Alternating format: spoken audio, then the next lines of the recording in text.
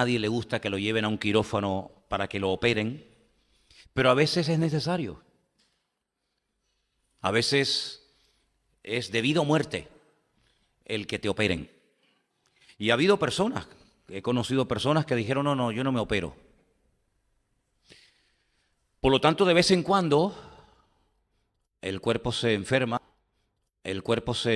se deteriora o contrae alguna enfermedad y es necesario tomar medicinas. Y si las medicinas no te ayudan o no te ayudan del todo, pues a lo mejor el médico te va a proponer que pases por el quirófano.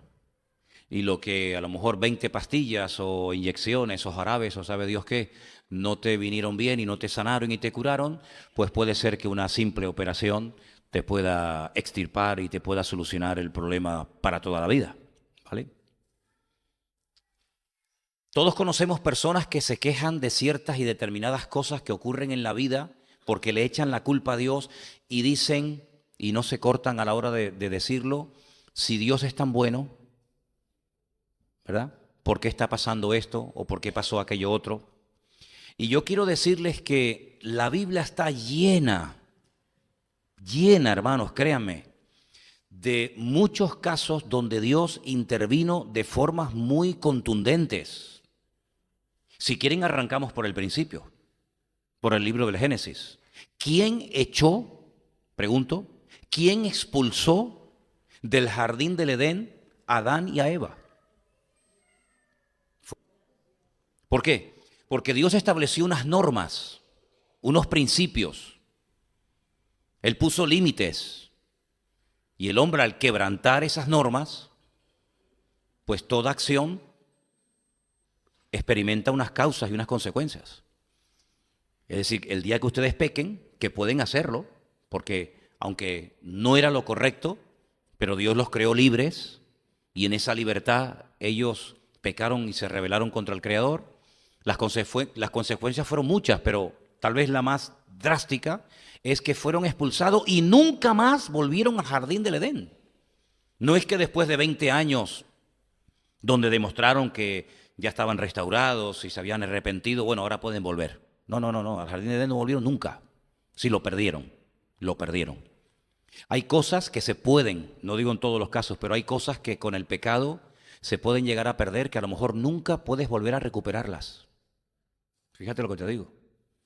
Cuando David pecó y el Señor le dijo que su primer hijo moriría, el hijo que tuvo con Betsabé, el niño murió y nunca resucitó. Nunca más lo volvió a ver. Y cuando le dijeron, pero ¿por qué te aseas y comes y te lavas? Cuando estaba el niño enfermo, estabas hecho polvo y ahora que ha muerto te levantas como si nada. Dice, bueno, es que si yo oré para que el Señor lo sanara y no me lo sanó y se lo llevó, pues mi confianza es que yo voy a Él, pero Él no volverá a mí, ¿verdad? Cuando vamos por las páginas del libro del Génesis encontramos que hay un momento en que Dios dijo, basta, se acabó, ya no aguanto más, se acabó. Y manda un diluvio donde murieron, si no millones, miles de personas. No había un lugar en el mundo donde el hombre pudiera escapar del diluvio. ¿Quién lo mandó? ¿Quién lo produjo? ¿Quién advirtió de que si seguían en esa línea de comportamiento iban a sufrir las consecuencias? Dios. ¿Piensan ustedes que el mundo rectificó, que el hombre reconoció que así no podían seguir? No, tiempo más tarde se ponen juntos otra vez y se unen para construir una torre que según ellos les va a llevar a la misma presencia de Dios, y una vez allí en la presencia de Dios ellos podrán presumir y decir, ¿te das cuenta? ¿Te das cuenta cómo podemos venir a tu misma presencia a nuestra manera y no como tú habías dicho? Y otra vez las consecuencias, otra vez castigo, esparcidos por toda la tierra, etcétera, etcétera. ¿Se acuerdan ustedes cuando, hemos hablado mucho de él, cuando Saúl pecó y desechó la palabra de Dios? ¿Qué hizo Dios? Le dijo a Samuel, yo lo he desechado, vete y úngeme a otro, porque este no me sirve. Consecuencias del pecado, desechado él y su descendencia para siempre.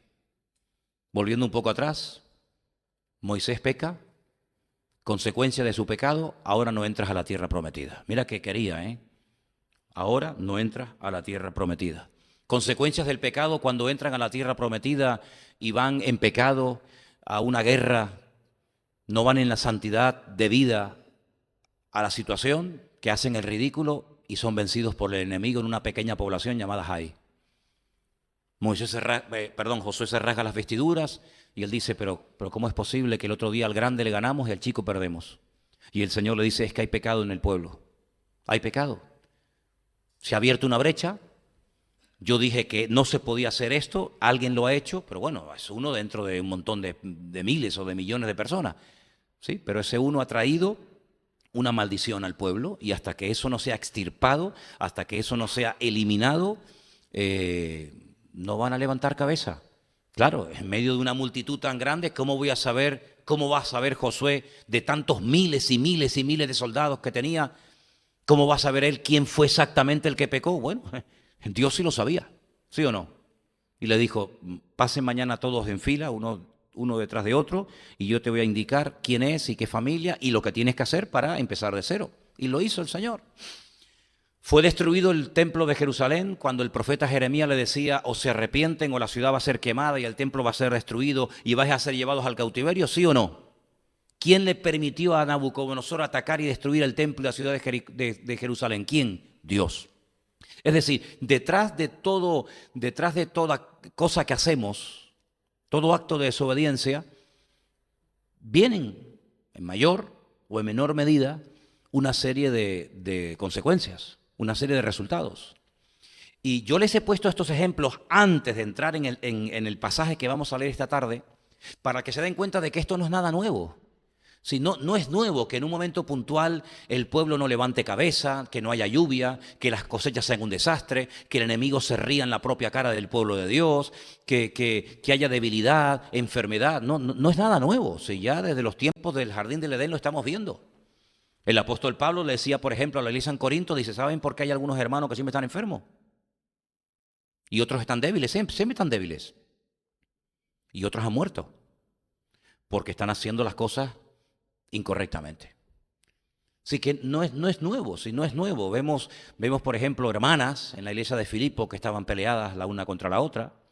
Vemos en la iglesia de Corinto estos relajos que había, desorden, celos, envidias, contiendas.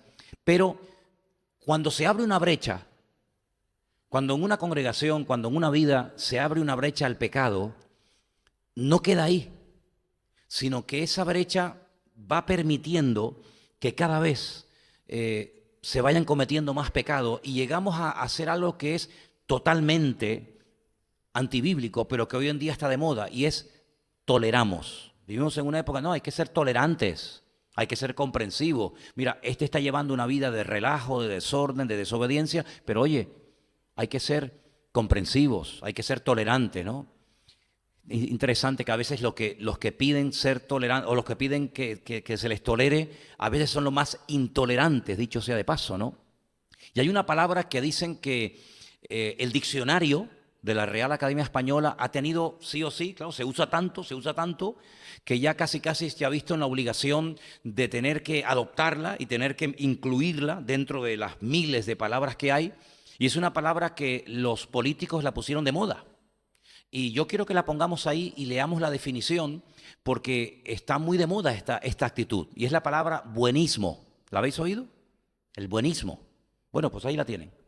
Es un término acuñado en los últimos años y que ha recogido la Real Academia Española desde el 20 de diciembre de 2017. Sí, es una palabra prácticamente que antes de esa época no estaba en ningún diccionario. La palabra buenismo.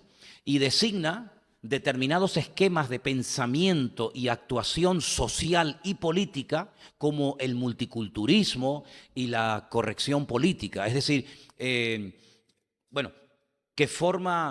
de forma bien intencionada pero ingenua y basados en un mero sentimentalismo carente de autocrítica hacia los resultados reales, demuestran conductas basadas en la creencia de que todos los problemas pueden resolverse a través del diálogo, la solidaridad y la tolerancia.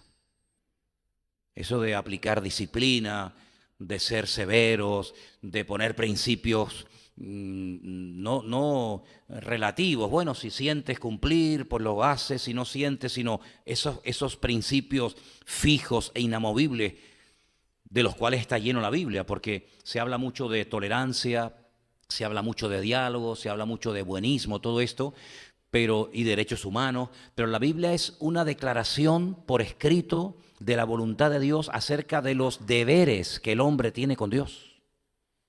Eso es la Biblia, utilizando términos modernos. La Biblia es la declaración por escrita de Dios de los deberes que tiene el hombre y la sociedad con el Creador. Que los cumpla o no, ese es otro tema, ya la puedes quitar si quieres.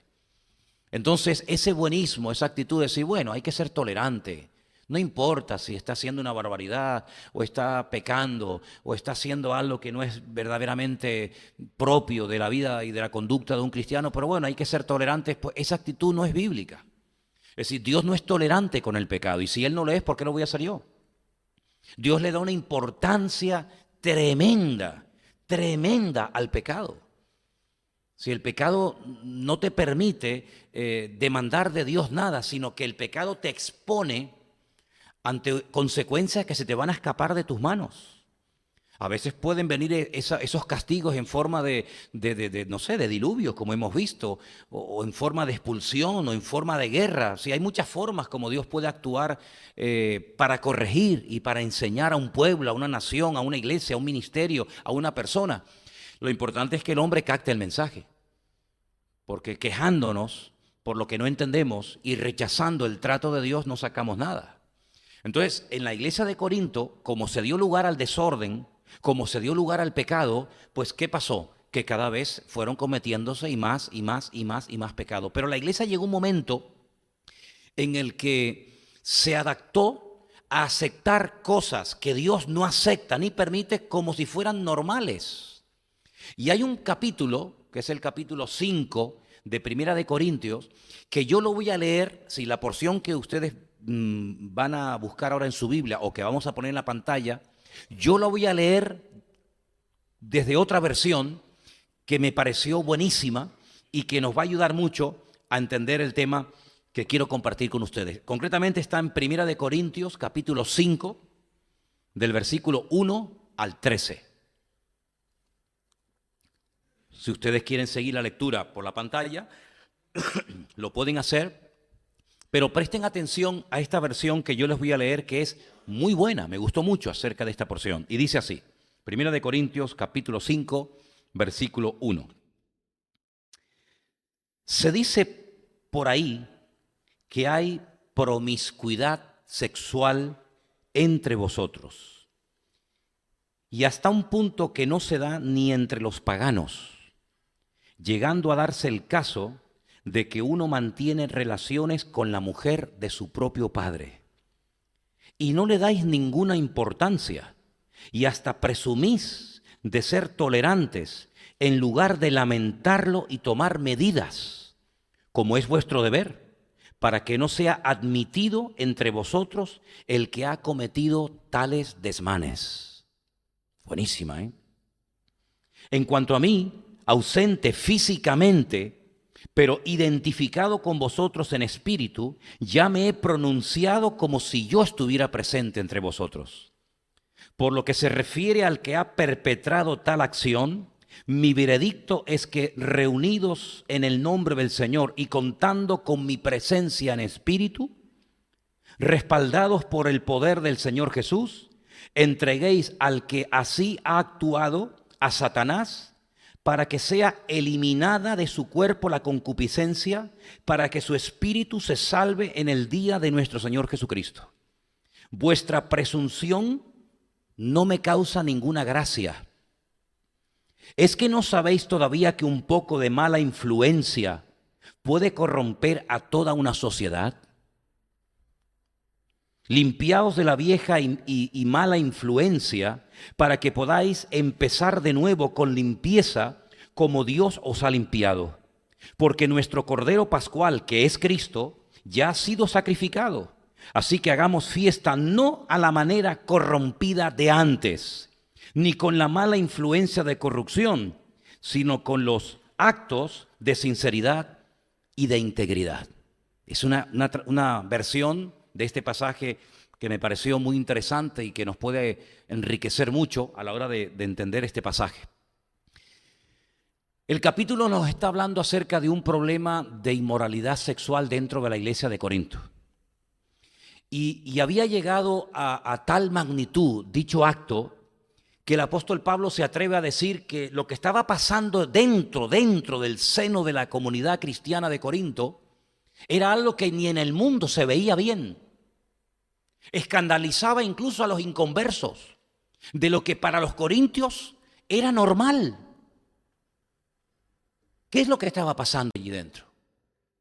Bueno, la mayoría de los comentarios lo que dicen es que este miembro de esta congregación lo que estaba era manteniendo relaciones sexuales como si fuera su esposa con la madrastra de su padre, no con su propia madre, sino con otra esposa que tenía su padre. Y dice que eso en el mundo era una cosa impensable. Sí, mira que hay depravaciones y mira que la iglesia de Corinto, la ciudad de Corinto era una ciudad depravada y con una promiscuidad sexual terrorífica. Dice, pero eso que ustedes han aceptado con una pasividad realmente escandalosa, dice que hasta en el mundo se ve mal. Y a Pablo le sorprende, por supuesto, el pecado. Por supuesto, lo que estaba pasando dentro de la iglesia, pero más que eso, lo que a Pablo le sorprende es que el resto de la iglesia no hacían nada, sino que estaban con permítanme la expresión, con una pachorra y con una tolerancia brutal ante algo que está clarísimo que bajo ningún concepto dicho comportamiento le puede agradar al Señor. Pablo dice, ustedes tenían que estar como tirándose de los pelos.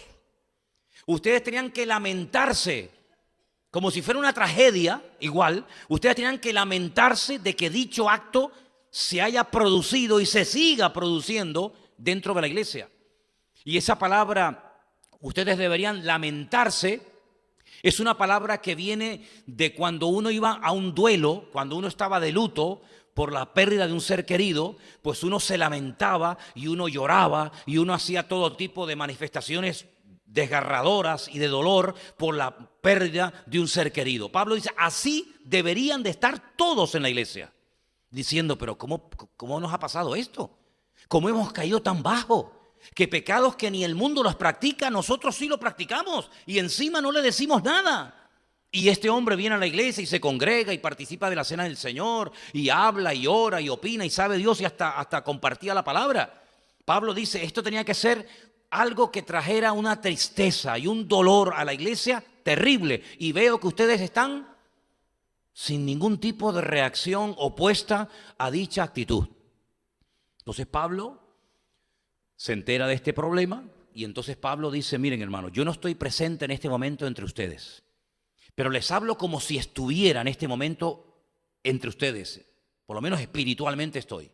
Ustedes tienen que reunirse en el nombre del Señor, con mi respaldo, con mi apoyo, como si yo estuviera presente, y a dicha persona lo que tienen que hacer es entregárselo a Satanás, es decir, excomulgarlo, expulsarlo de la comunión, de la cobertura de la iglesia, para ver si de esa manera reconoce lo que está haciendo, y una vez que reconozca su pecado, que es terrible y vergonzoso, se arrepienta, pida perdón y así de esa manera pueda volver otra vez a restaurar su comunión con el Señor y con el resto de la comunidad. Así que eso es lo que ustedes tienen que hacer. Es decir, tú quieres vivir como un mundano. ¿Quién gobierna en el mundo? ¿Quién es el príncipe de la potestad del aire? ¿Quién es el príncipe del mundo? ¿El diablo? ¿Tú quieres vivir como un hijo del diablo? Porque esta no es la conducta de un hijo de Dios. Por lo tanto, si tú quieres vivir como uno que no conoce al Señor, es decir, como un hijo del diablo, como un hijo de desobediencia, otra expresión muy bonita que Pablo utiliza en otra epístola, pues lo que tienen que hacer es decir, si tú quieres vivir como un hijo del diablo, pues te vas con el diablo. Y así de esa manera se producirá en la iglesia, primeramente, una confrontación acerca de una realidad que lo que está haciendo es tirar por el suelo el testimonio de toda la congregación delante del mundo, Por otra parte, esta persona, al verse excluida, al verse fuera de la iglesia sin poder tener ningún tipo de comunión con los hermanos ni con el Señor, puede volver en sí, y entonces cuando vuelva en sí y se arrepienta, pues ustedes otra vez lo vuelven a aceptar dentro de la congregación. Esto que puede parecer extraño, que gracias al Señor no es algo que ocurre todos los días, a veces ocurre. A veces es necesario ser tremendamente contundente y no caer en ese buenismo, que ya hemos explicado y hemos puesto la definición. No caer en ese buenismo y decir, bueno, pero cada uno tiene sus debilidades. El que no corre vuela, dicen algunos, ¿no? El que no peca en esto, peca en aquello. Sí, pero ¿sabes lo que pasa? Tenemos que tener visión de cuerpo, que es lo que muchas veces hay cristianos que no tienen. Tienen una visión pero muy, muy pobre, una visión muy individualista, no tienen una visión de cuerpo. ¿En qué área de la iglesia, sobre todo en el área del testimonio público, puede llegar a afectar dicho comportamiento dentro de nosotros? Es decir, por no querer desprenderte de un miembro de tu cuerpo, ¿estarías dispuesto a que ese cuerpo, a que ese miembro, llegue a cangrenarse y perder la vida? Como dijo el Señor, más vale entrar con un solo ojo o a la presencia del Señor que tener los dos y perder la opción de entrar en su presencia. Es decir, ¿hasta qué punto estamos dispuestos a entender que el pecado de una persona puede contaminar al resto? Y yo creo que hay muchísimos ejemplos en la naturaleza que el Señor utiliza y nos ha dejado para darnos cuenta de que a veces una sola manzana podrida puede llegar a echar a perder todo un saco de manzanas o de papas o de lo que sea que estaban sanas. Entonces el buenismo, que yo creo que ha quedado bien claro lo que es, esa actitud de, bueno, una tolerancia, pero ¿tolerancia a qué? ¿Al pecado? Pero si el Señor no es tolerante, nunca jamás ha sido el Señor tolerante con el pecado. Esa actitud de, bueno, de no hacer nada, puede llegar a contaminar totalmente a todo el cuerpo. Uno de los efectos del evangelio, del verdadero evangelio, no de estas cosas que a veces enseñan que no tiene nada que ver con el evangelio. El verdadero evangelio, una de las cosas que quiere hacer es derrotar en nuestra vida toda actitud contraria a la santidad de nuestro Dios. Le tuvo que decir una vez el Señor a Samuel, es que te he dicho que no ores más. Es que no sé por qué insistes. Yo ya lo he desechado. ¿Qué me quieres convencer a mí de que me he equivocado? Si yo te he dicho que lo he desechado, oye, cuando Dios desecha a Saúl, no es porque Dios no tenga misericordia. Vamos, es que ni se nos pasa por la cabeza pensar que Dios está cometiendo una gravísima injusticia con Saúl. Cuando el Señor le dice al profeta Samuel, yo lo he desechado, por favor vete a la casa de un tal Isaí y búscame a otro y úngeme a otro como rey de Israel, lo harto que tenía que estar Dios y lo justo que es Dios cuando dice, si dejamos a este hombre en el trono de Israel, va a llevar el país a la ruina, como lo estaba haciendo. Y por querer salvar a uno, vamos a perder a todos. Por lo tanto, es mejor cortar a uno y salvar a todos que querer salvar a uno y perder a todos.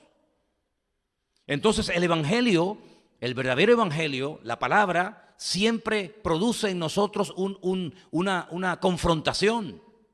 Yo les he dicho en muchas ocasiones que hace años, muchos años asistí a un retiro de pastores donde el que compartía ese día la palabra dijo una frase que yo en mi vida he podido olvidar, y es que lo he podido comprobar que es cierto, es así.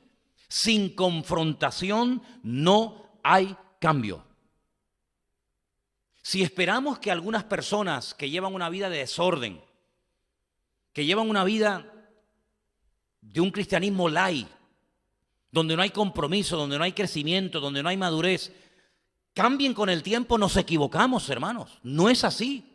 No es así. A veces con el tiempo empeoramos en vez de mejorar.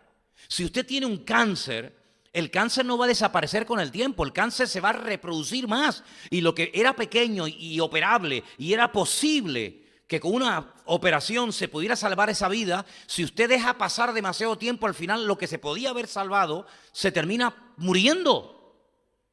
Y con el pecado no podemos ser tolerantes.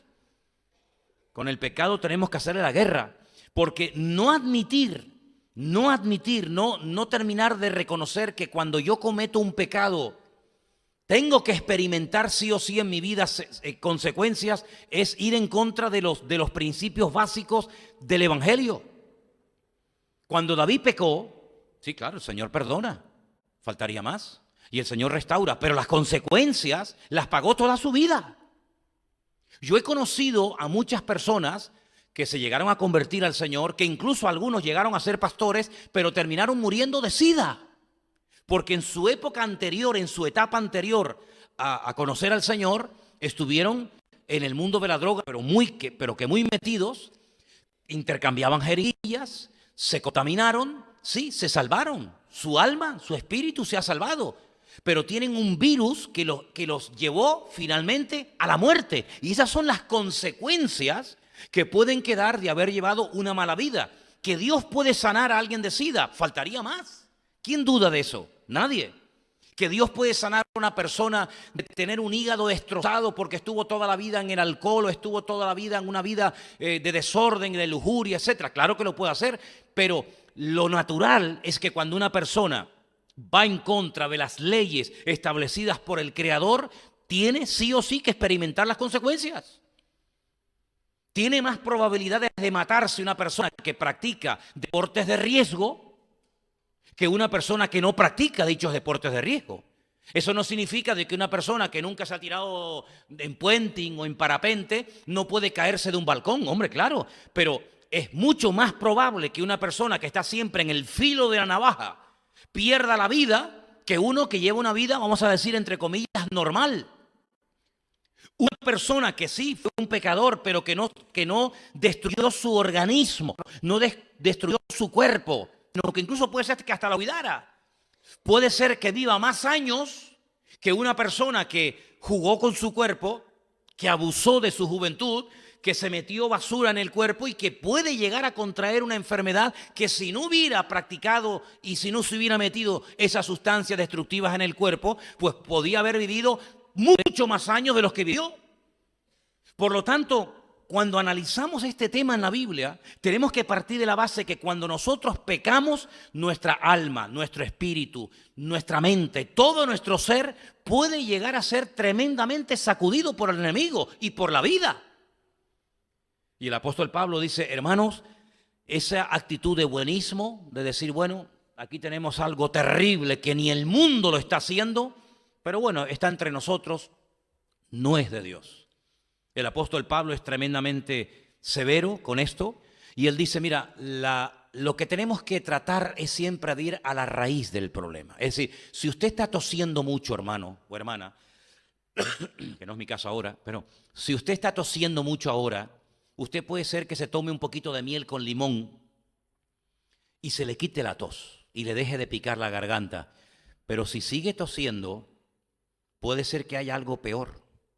Y usted lo que está haciendo es poner un placebo, poner un parche a algo que el cuerpo, por el diseño maravilloso que tiene de parte del Señor, te está dando a entender de que puedes tener un problema en el pulmón o en la faringe o en la, ¿sabe Dios dónde, verdad?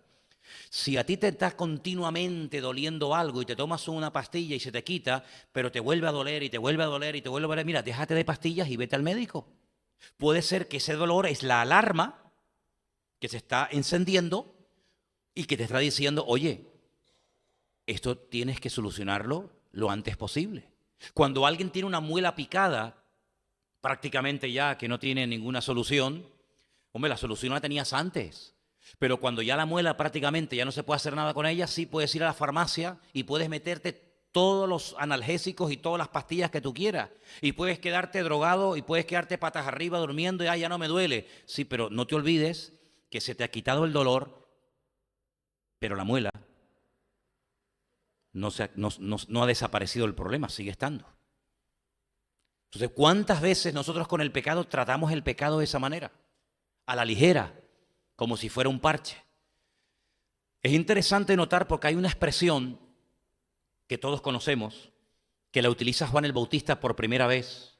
Yo no veo que la utilice nadie más. Él fue, digamos, el creador, el autor de esta frase extraordinaria que dice, haced frutos dignos de arrepentimiento. En otras palabras, demuestren que están verdaderamente arrepentidos. El Señor nunca le tuvo que pedir a nadie que hiciera frutos dignos de arrepentimiento, porque el Señor ve el corazón. El Señor sabe perfectamente si una persona está o no está arrepentida, pero tú y yo no lo sabemos. Por lo tanto, Juan el Bautista, cuando veía que aquello se había convertido en una especie de moda, que todo el mundo se quería bautizar y ahora todo el mundo se quería hacer los buenos, les decía, espere. Demuestren que verdaderamente han cambiado. Despréndete de cosas que te duelen. Hagan frutos dignos de arrepentimiento y de esa manera me convencerán a mí de que verdaderamente ustedes están arrepentidos y de que ha llegado el momento de bautizarlos, como era lo que tenía que hacer en aquel momento. ¿Se dan cuenta? Por lo tanto, tenemos que entender que el Evangelio, que la verdadera relación con el Señor, una de las cosas que intenta hacer el Señor en nuestra vida es que reconozcamos nuestro fracaso personal. ¿Han oído hablar alguna vez de la Revolución Francesa, verdad? Es un periodo de la historia muy interesante. Si creen que cortando cabezas y poniendo un lema tan bonito y tan, ¿no? Libertad, igualdad y fraternidad, ya está todo solucionado. Sí, la Revolución Francesa fue un auténtico fracaso. Y hoy en día siguen algunos empeñados hasta en crear ministerios basados en los principios de la Revolución Francesa, donde la igualdad, la libertad y la fraternidad. Mire, ni somos iguales, ni hay libertad sin Cristo, ni hay fraternidad, porque se confunde la promiscuidad sexual con la fraternidad. Entonces no confundamos utilizando términos muy bonitos, que el único que puede producirlos es nuestro Dios. Porque es el único que puede restaurar el corazón del hombre de adentro hacia afuera y no de afuera hacia adentro. Cuando el Señor se presenta en el lago de Galilea, la primera pregunta que le hace a sus discípulos es muy interesante, que es una pregunta que les confronta con una realidad. ¿Habéis pescado algo? Si no me vengan con milongas. No, es que hemos estado toda la noche. Es que yo no les he preguntado cuánto tiempo llevan intentando pescar. Es que yo no quiero saber eso. Bueno, es que hoy hay un clima, es que las nubes, es que los peces. No, vamos a ver, quiero saber, ¿hay resultados de vuestra tarea, de vuestra faena, sí o no? No, Señor, no hemos pescado nada. Vale, perfecto. Mira, para poder cambiar hay que comenzar a aceptar que hemos fracasado delante de Dios. Hasta que nosotros no reconozcamos nuestra realidad, estamos viviendo en el mundo de Yupi. Estamos tratando de justificar lo injustificable. ¿Qué justificación se le podía dar a una persona que estaba dando un pésimo testimonio de cara al público y que encima había adormecido, anestesiado a la iglesia de tal manera que se había convertido en una iglesia tolerante y pasiva al pecado? El apóstol Pablo es tremendamente contundente y dice, es que así este hombre no va a cambiar. Porque este hombre se ha acostumbrado a mantener su vida de desorden, a romper su relación con Dios en cuanto a la santidad se refiere, pero sigue asistiendo a la iglesia. Sí, el problema de este fornicario, ¿verdad? El problema de este hombre no es que haya dejado de creer en Dios. Él sigue creyendo en Dios, pero está viviendo una vida paralela a la que Dios ha enseñado en los evangelios. Da la impresión que cuando Pablo confronta a la iglesia de Corinto, por lo menos la sensación que ahí me da, es que antes de Primera de Corintios, ellos habían recibido otra carta que no tenemos en la Biblia. ¿Y en qué me baso para decir esto? En lo siguiente.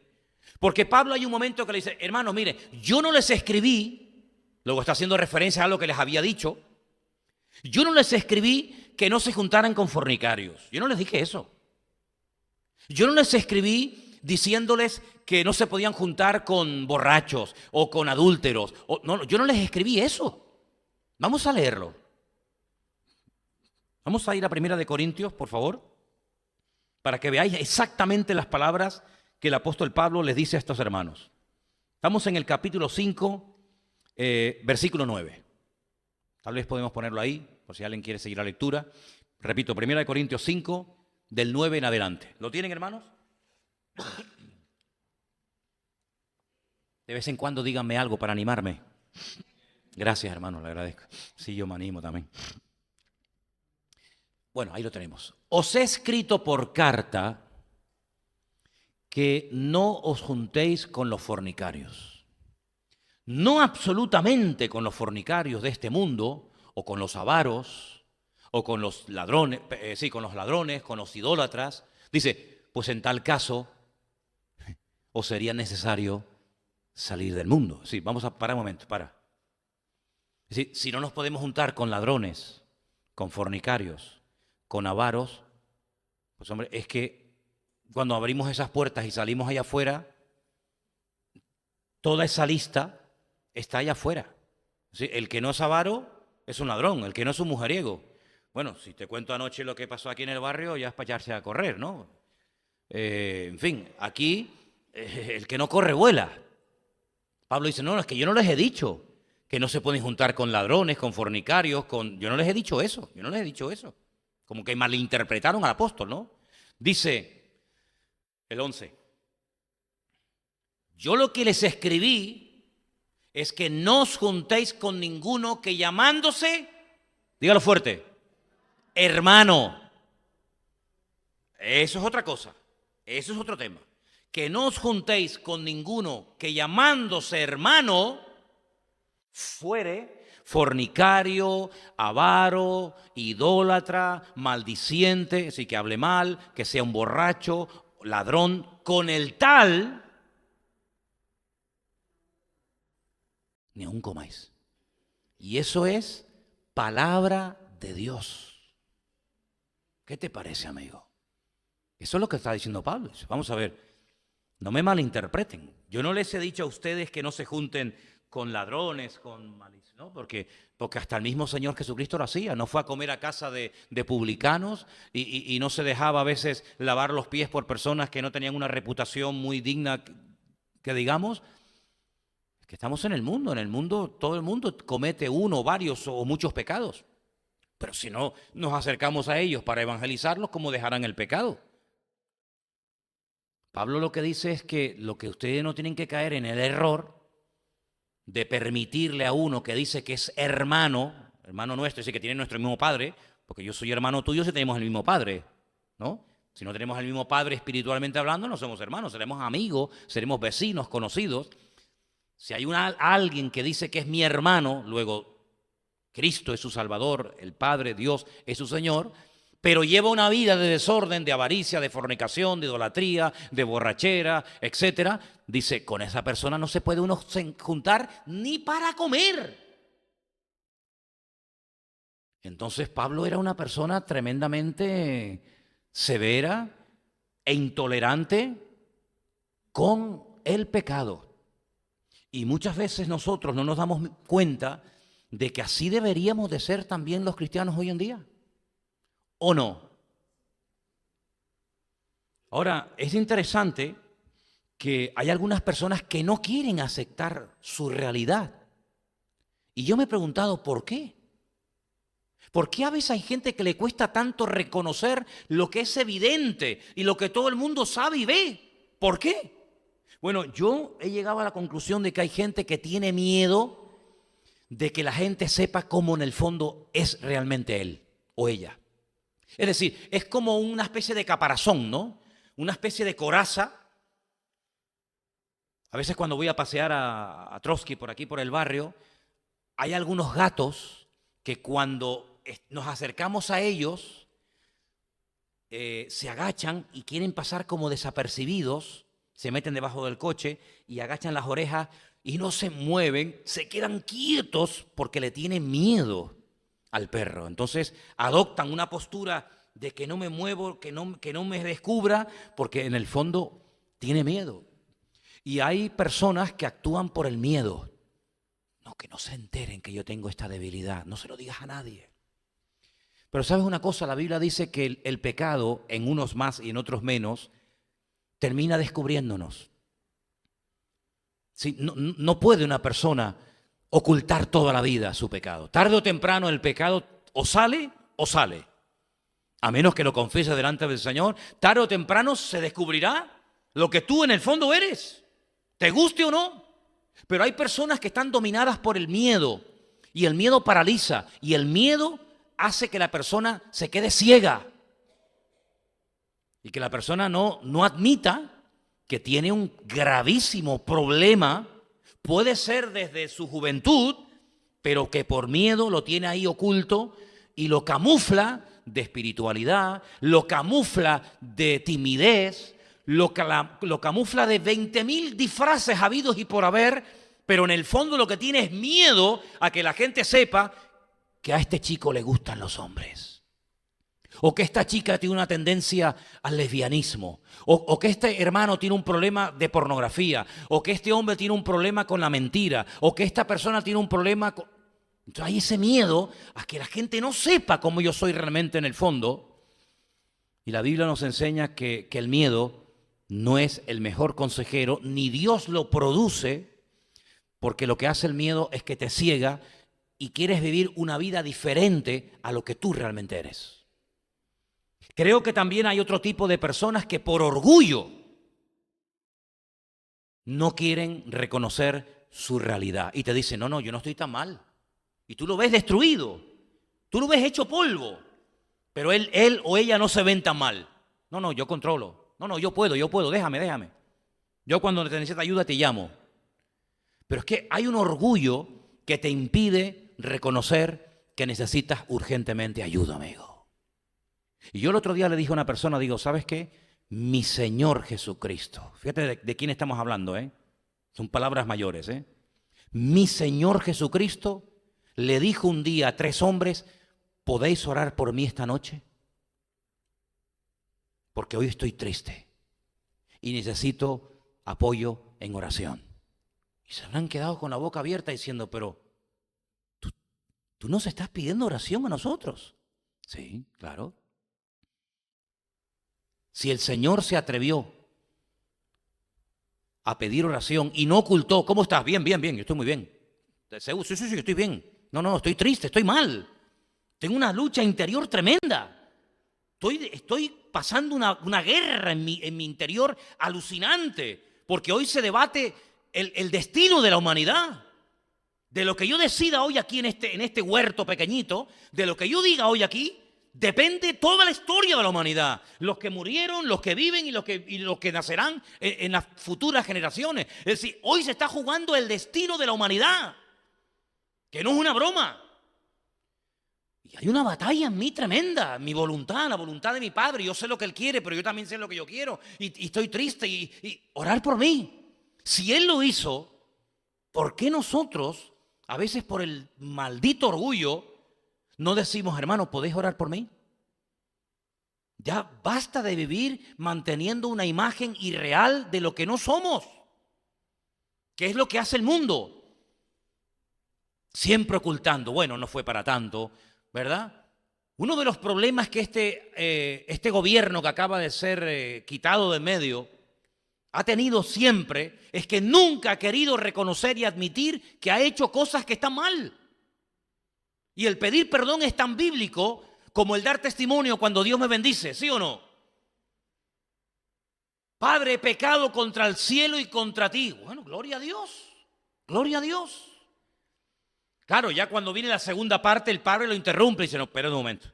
Tu parte es reconocer que has pecado, que has roto tu relación con Dios, por eso saliste de la casa mal. Y aquí hay algo muy interesante que descubrir de esta parábola. ¿Cómo se va de esta manera este muchacho? ¿Cómo pega un portazo? ¿Cómo tiene la desfachatez de pedirle la herencia al padre cuando el viejo aún está vivo? Pues porque no tenía relación con Dios. Y cuando no hay relación con Dios, tarde o temprano, pegamos coces, pegamos la pataleta, pegamos el portazo y la evidencia de que este muchacho estaba mal es que no tenía relación con Dios. Y hasta que su relación con Dios no sea restaurada, su vida no va a ser restaurada. He pecado contra el cielo y contra ti. Cuando se peca contra el cielo, siempre se peca contra alguien. Y cuando se peca contra alguien, siempre pecamos contra el cielo. No se puede separar una cosa de otra. No me puedo llevar bien con Dios y mal contigo. No me puedo llevar bien contigo y mal con Dios. Es inseparable. Si he pecado contra el cielo, también he pecado contra ti. Y si he pecado contra ti, también he pecado contra el cielo, porque el cielo me dice que tengo que honrar a mi padre y a mi madre. Por lo tanto, quiero empezar de cero. Pero no vengo con exigencias. Así que denme de comer, maten el becerro gordo, invita a la orquesta municipal y comienza a invitar a todo el mundo porque yo he venido a la casa. No, no viene con exigencias. Sino dice, mira, padre, como a un jornalero. Como a un jornalero. Claro, es que para entender esto hay que ponernos en la mentalidad de hace 2000 años. Un jornalero, un trabajador hoy en día tiene, a pesar de lo que ha pasado, pues ciertos y determinados derechos. Tiene un derecho a jubilación, tiene un derecho a paro, tiene un derecho a vacaciones, tiene que después los cumplan o no los empresarios, es otro tema, ¿no? Pero hoy en día un trabajador tiene una serie de derechos. ¿Pero qué derechos tenía un jornalero hace 2000 años? Eran esclavos. De sol a sol trabajaban, sin vacaciones, sin descanso, sin jubilación, sin paro, sin nada. ¿No se acuerdan cuando el Señor dice, a ver, díganme ustedes un hombre, díganme ustedes a alguien que cuando llega a la casa y viene el trabajador del campo reventado después de haber trabajado todo el día, le dice, bueno, vete tú primero a comer, dúchate y después cuando ya estés comido y aseado vienes y me pones de comer? No, aunque suene cruel, pero es que es la realidad la que está contando el Señor. La Biblia es un relato de realidades, no de ciencia ficción. No, tú primero me pones de comer a mí. No le preguntas, ¿ya comiste? No, yo primeramente como y me lavas los pies y recoges la mesa y lavas la loza y al final del día comes tú. Claro, y uno dice, pero es que esto es una sociedad cruel. Es que así era la sociedad de los tiempos de la Biblia. Cruel, hermano, era cruel con los animales, con las mujeres, con los niños. Era una sociedad sin escrúpulos, y más los romanos. Ya los romanos, si tenían la desgracia de ser un esclavo de un romano, bueno, ya eso era la peor desgracia que te podía caer en la vida. Eso morías a palos y sin derecho. ¿A quién te vas a quejar? ¿A qué sindicato? A nadie. Y este muchacho viene y dice, hazme como uno de ellos, sin derechos ninguno, como a uno de tus jornaleros. Él está dispuesto a asumir que por consecuencia de su pecado, como consecuencia de su pecado contra el cielo y contra su padre, ya no puede recuperar la posición que ha perdido. Yo he perdido posición, yo he perdido prestigio, yo he perdido credibilidad delante de mi padre. Por lo tanto, ¿cómo voy a venir con exigencia? No tengo derecho a pedir nada. Entonces el padre, viendo una actitud tan increíble en él, le dice, no, para. Ahora yo sé lo que tengo que hacer. Y entonces ya el padre, pues en fin, todos conocemos que si la fiesta, que si el becerro gordo, que si el anillo, que si el vestido, que si los zapatos, ¿verdad? Pero fijaros la actitud con la que vuelve el hijo pródigo. Entonces muchas veces yo me pregunto, digo, ¿esta persona dejó el pecado o el pecado lo dejó a él? Porque no es lo mismo, ¿eh? Esta persona viene porque realmente ha reconocido que ha pecado contra Dios y contra los hermanos y contra el pueblo de Dios, o viene porque ya no tiene dónde caerse muerto y viene pidiendo y viene con exigencias. Es ahí donde tenemos que tener la madurez de darnos cuenta y decir, no, para el carro. Cristianos sí, pero tontos no. Vete, le dijo una vez el Señor a una persona, ¿se acuerdan? Y le dice, una cosita, antes que te vayas, no peques más, ¿eh? ¿Qué te parece? Vete, sí, vete. Pero no peques más. Y a otro, al famoso paralítico de Betesda, le dijo algo más todavía. No peques más para que no te venga una cosa peor encima. Y claro, uno analiza lo que tenía este hombre, que eran 38 años, botado como un perro en el estanque de Betesda, que él reconoce que no tiene opción alguna, no tiene ningún número de la papeleta, porque dice que claro, es que siempre van primeros que yo, siempre yo llego el último y no me toca. Dice el Señor, bueno, pues, ¿sabes una cosa? Pórtate como Dios manda, obedece, ponte en orden, retoma la santidad perdida, no sea que te venga una cosa peor encima. Y uno dice, no, ¿y hay algo peor que estar 38 años así? Pues el Señor siempre puede permitir algo peor o también puede permitir siempre algo mejor. Amén, hermanos. Entonces Pablo le dice a estos hermanos de Corinto, mira, este problema no se soluciona con el tiempo ni permitiendo más que este hombre viva aquí. Ahora, hay que ponerse en la época. Para entender la Biblia y ciertas expresiones y cosas, hay que ponernos en la época. La ciudad de Corinto era una ciudad depravada. Era una ciudad y era un mundo, el mundo del Imperio Romano era un mundo de desmadre total y absoluto. De hecho, el Imperio Romano se autodestruyó. Todo valía. Hombres con hombres, mujeres con mujeres, bisexuales, trisexuales, cuatrisexuales. Ahí valía absolutamente de todo. Vayan, por ejemplo, no sé, a un museo o vean las pinturas o vean, por ejemplo, los mosaicos que hay, por ejemplo, en lugares donde estuvieron los romanos o los griegos y se van a dar cuenta que aquello era un desmadre, hermano, total y absoluto, donde veías en aquellos mosaicos cómo era la vida de aquellos hombres y mujeres de aquella época y era un libertinaje. Claro, ¿por qué la Biblia? El otro día, cuando les dije que leyeran el capítulo de Levítico, les dije, hermanos, léanlo, no te acostarás con tu suegra, no te acostarás con la mujer de tu padre. ¿Y por qué? Pero si son cosas lógicas, para ti son lógicas. ¿Cómo voy a acostar yo con mi suegra? Es que ni se me pasa por aquí. Con mi hermana. Sí, pero espérate, es que en aquellos tiempos, aquello era lo normal. Y acostarme con animales, y acostarme con niños, y acostarme con hombres y con mujeres todos juntos. Eso era lo normal. Y no se veía mal. No se veía mal. Y podías tener niños y hacer orgías con niños. Como había emperadores romanos que hacían eso y así terminaron. Entonces, cuando esta gente que viene de ese contexto de promiscuidad sexual, de libertinaje, de desmadre, de un descontrol total y absoluto, de una ciudad donde todo gira en torno al sexo y a la idolatría, y se casan una cosa con otra. Cuando esta gente se incorpora a la iglesia, tienen que aprender a vivir una vida nueva, que no la han aprendido ni la aprenderán nunca en el mundo. Por eso el mensaje de hoy es aprendiendo a vivir. Porque claro, ahora llegan de esos templos de paganismo, ahora llegan de esa vida de promiscuidad total y absoluta y ahora tienen que decir, no, esto no se puede hacer, yo tengo que ser marido de una sola mujer. ¿Y por qué? ¿Y por qué no puedo yo tener a mis amantes? ¿Y por qué no puedo yo tener a mis niños? ¿Y por qué no? Porque el Señor dice esto y esto. Entonces ahora tiene que producirse una adaptación a una vida nueva. Y claro, este que está en esta iglesia, que supuestamente es convertido, supuestamente es creyente, pues no ha entendido que no se puede vivir en la antigua vida sin Cristo ahora en esta nueva vida con Cristo. Y ahí entonces Pablo tiene que cortar por lo sano, meter el bisturí, meter la autoridad apostólica y decir, hermanos, esto no lo voy a permitir.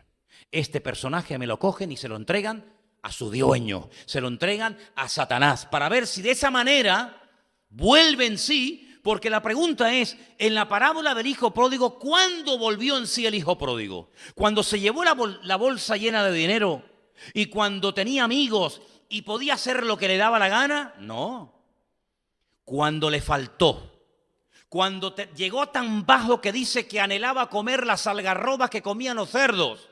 Cuando se vio solo, enfermo, flaco, sin un duro. Cuando se vio en lo peor de lo peor, es el momento que utilizó el Señor para meterle el rayo de luz en la cabeza y que se diera cuenta diciendo, madre mía,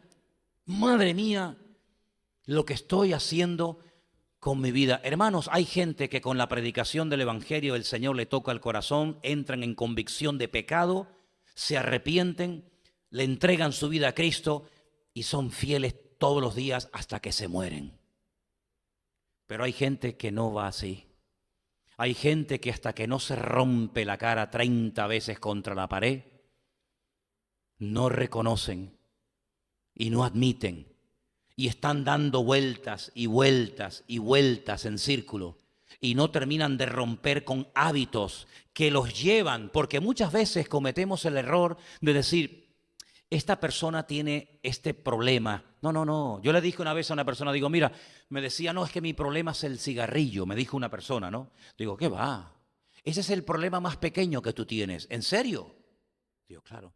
Tú tienes otros problemas, lo que pasa es que no se ven. Esto es lo que se ve. Esto es como cuando vemos un iceberg, ¿viste los iceberg, no?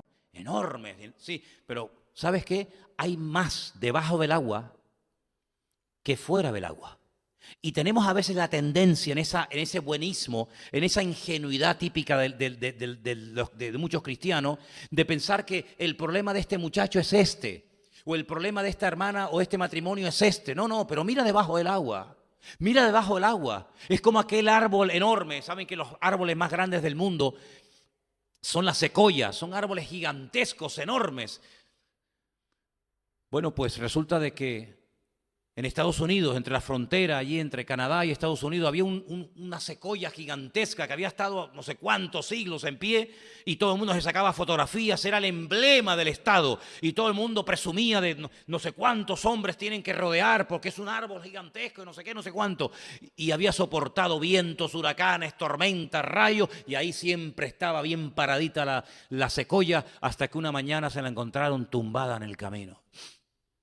Y se quedaron los vecinos de la zona con la boca abierta porque dijeron, oye, pero si no hubo rayos, ni tormenta, ni vientos ayer, ¿cómo se cayó? Si estaba tan bonita, tan verde. Y comenzaron a estudiar y comenzaron a extraerle trozos al tronco y llegaron a la conclusión de que efectivamente no fue el viento, no fue un rayo lo que tumbó a la secoya gigante, sino fueron unos bichitos, unos insectos. Una especie de, ¿cómo se llama esto? De polilla de esto, ¿no? Que van comiendo y comiendo y comiendo y comiendo y comiendo la madera. Y sí, por fuera era una belleza, por fuera era espectacular, pero por dentro estaba podrida. Hacía muchos años. Hasta que llegó el momento y la tumbó. Lo que no superas hoy te conquista mañana. La realidad que no queremos admitir hoy se nos volverá aún más realidad mañana. Y lo que no superas en tu juventud te atrapará en tu tercera edad. No te olvides de eso. El pecado se agazapa, el pecado, Satanás es tremendamente astuto y es capaz de estar ahí esperando años y años y años. ¿Me entiendes? No es que ya me casé, sí, me casé, pero tú no has superado tu problema, querido. ¿Tú te crees que con el matrimonio lo arreglaste todo y tú sigues teniendo el mismo problema que tú tenías cuando tenías 18 años? ¿Y cuántas personas han caído de grande e hicieron de grandes lo que no hicieron de pequeños? Porque el pecado tiene un poder destructivo a corto y a largo plazo que si no lo controlas te termina controlando. Y la Biblia dice que el que peca es esclavo del pecado que comete.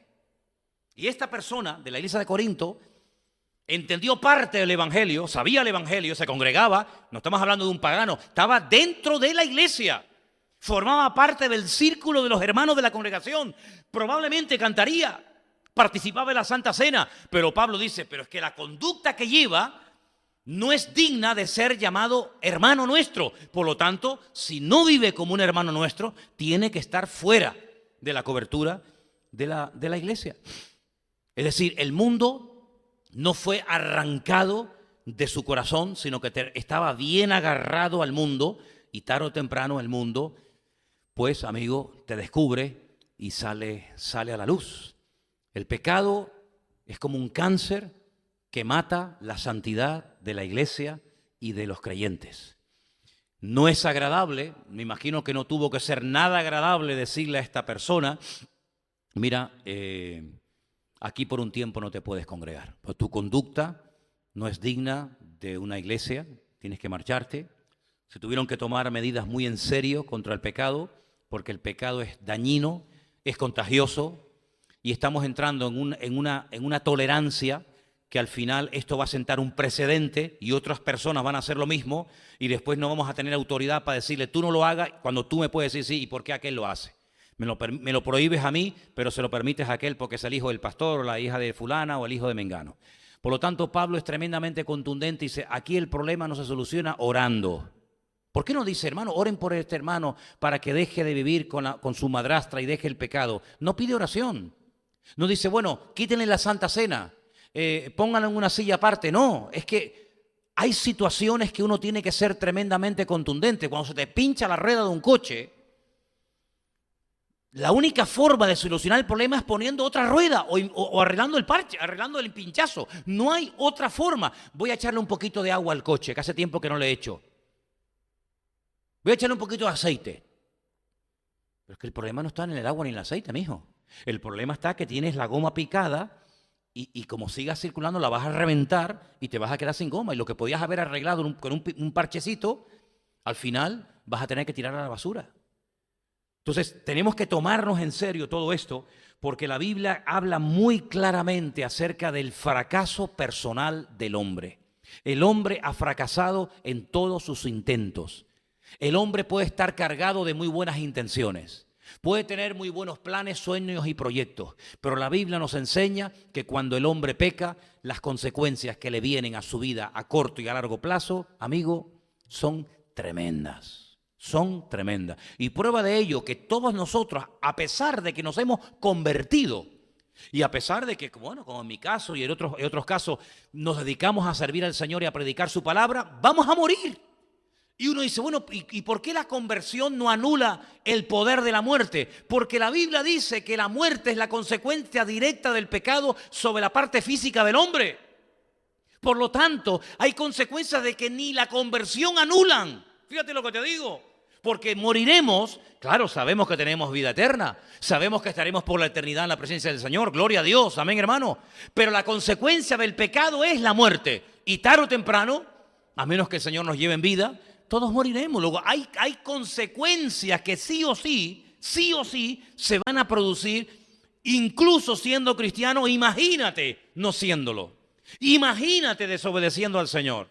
Por eso el orden, la santidad, la obediencia, la fidelidad, el sometimiento a la palabra de Dios son cosas fundamentales, no son opcionales. Bueno, mira, yo tengo un coche y si quiero le pongo una pita que suene más o suena menos. Bueno, da igual. Tengo una bicicleta y le puedo poner luz delantera o solamente le pongo la de atrás. Bueno, son cosas opcionales, pero es que hay cosas en nuestra vida cristiana que no son opcionales, no son propuestas. Bueno, si quieren, oren un poquito más, ¿eh? Si quieren, lean un poquito más la Biblia. Si quieren, congréguense. Si sienten, sirvan. No. Hay cosas que son fundamentales, son pilares inamovibles de la vida de un cristiano. Y si esos pilares se tambalean o no existen, amigo, quedas totalmente a la deriva. Por eso este caso de la iglesia de Corinto, que gracias al Señor yo no conozco a nadie, ninguna congregación que se haya producido este tipo de pecado, pero te muestra el Señor a través de la pluma de Pablo, a través de su testimonio, te muestra cómo tratar con ciertas y determinadas situaciones que se pueden dar en el seno de la congregación, se pueden dar dentro de cualquier iglesia. ¿Por qué no? No estamos exentos de estas cosas. Lo que sí tenemos que tener claro es que cuando se actúa de una manera, cuando el Señor actúa tan contundentemente, no es porque su ira anule su justicia. No, es al revés.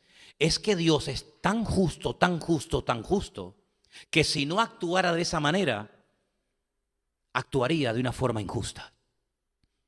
¿Cómo se va a soltar al culpable y meter en la cárcel al inocente? Esa es la justicia humana. Esa es la forma del mundo. Has cometido un delito, pero si pagas tanto sales y no cumples condena. Bueno, pero ¿tú te crees que en la eternidad gente podrá decirle al Señor, yo sé que merezco el infierno, yo no creí en ti, yo blasfemé de tu nombre, yo rechacé el evangelio, pero te puedo ofrecer tal cantidad de dinero o te puedo ofrecer tal cosa? Y el Señor dice, bueno, mira, pues vale, podemos llegar a un acuerdo. No, esa es la justicia podrida del hombre. La justicia que lamentablemente no es justicia, sino más bien es todo lo contrario. La justicia divina está basada no en sentimientos, ni en emociones, ni en buenismo, sino que está basada en la esencia de Dios. La Biblia es el reflejo de la esencia del carácter de Dios. Por eso los mandamientos del Señor dicen que no son gravosos. Claro, son gravosos, son pesados, son duros para el que no conoce a Dios. ¿O tú te crees que yo estoy más contento con Dios cuando me bendice que cuando me corrige? Realmente debería ser al revés. ¿Deberíamos estar más agradecidos cuando nos corrige que cuando nos bendice? ¿O amamos más a nuestros padres por los regalos que nos dan o por ser nuestros padres? El otro día escuché algo muy interesante. Quiero ir terminando. Voy a ver si lo puedo contar como lo escuché. Un hombre llegó al aeropuerto a coger el avión que tenía que coger y se le escapó.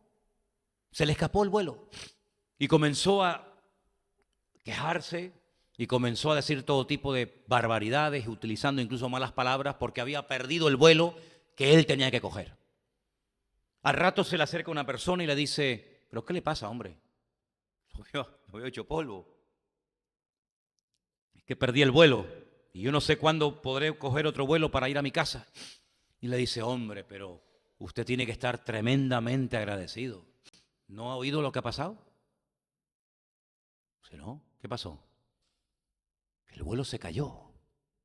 No me diga. Se cayó. Murieron 275 personas. No se salvó nadie. Y el hombre comienza: gracias, Dios mío, gracias, Señor, gracias que me salvé, gloria a tu nombre, gracias, Dios mío. Y le dice este hombre: es mentira, es mentira. El vuelo no se cayó ni murió nadie. Lo que es una vergüenza que le haya producido la muerte de 275 personas alegría, cuando debería estar alegre, aunque no se haya muerto nadie, sino simplemente por tener vida. Es decir, nos alegramos porque otros murieron y yo no morí. Es decir, la desgracia de otros es mi alegría. Hasta ese punto hemos llegado los seres humanos. Ay, no me tocó. Murió todo el barrio, a mí no me tocó.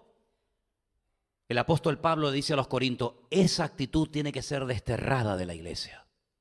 Ese conformismo, decir: bueno, yo no estoy en pecado, yo no estoy en desorden, yo no estoy dando un mal testimonio, la mala vida la está llevando otro. Cuando Pablo dice vergüenza y lamentarse, toda la iglesia tenía que estar. Porque no os dais cuenta de que somos miembros del mismo cuerpo y lo que afecta a uno, afecta a todos. Si verdaderamente amarais al cuerpo de Cristo, que es la iglesia, y si verdaderamente amarais la honra de Dios de cara al público, de cara al mundo, deberíais de haber actuado sin necesidad de que yo os escribiera en esta línea, sino teníais que haber dicho: no, a Pablo le costó mucho levantar esta obra, nos ha costado mucho predicar el evangelio durante años y años en esta ciudad terrible de Corinto, como para permitirle ahora a este personaje que nos tire por tierra todo el testimonio. Pero como veo que estáis pasivos, como veo que os da lo mismo lo que el mundo diga o no diga, porque ustedes saben que las noticias malas vuelan, pues por eso me tengo yo que reunir con ustedes, aunque estoy ausente, pero espiritualmente estoy presente, y decirle: no, hermano, tienen que hacer esto y aquello. Por amor a la honra y al testimonio del cuerpo de Cristo. Así que este concepto del trato de Dios y de la justicia divina lo tenemos que tener tan claro que ni se nos pasa por la mente ni en ningún instante de nuestra vida que es algo injusto lo que Dios puede hacer con nosotros, porque Dios es imposible que nos pueda tratar injustamente. ¿Por qué? Porque Dios es justo de principio a fin. ¿Cuántos dicen amén? Así que lean este pasaje otra vez. Era 1 Corintios capítulo 5 del 1 al 13. Y se van a dar cuenta de que uno de los grandes problemas de la iglesia de Corinto es que había perdido la visión espiritual, el discernimiento espiritual. Porque el pecado te deja ciego. El pecado no te deja ver tu realidad.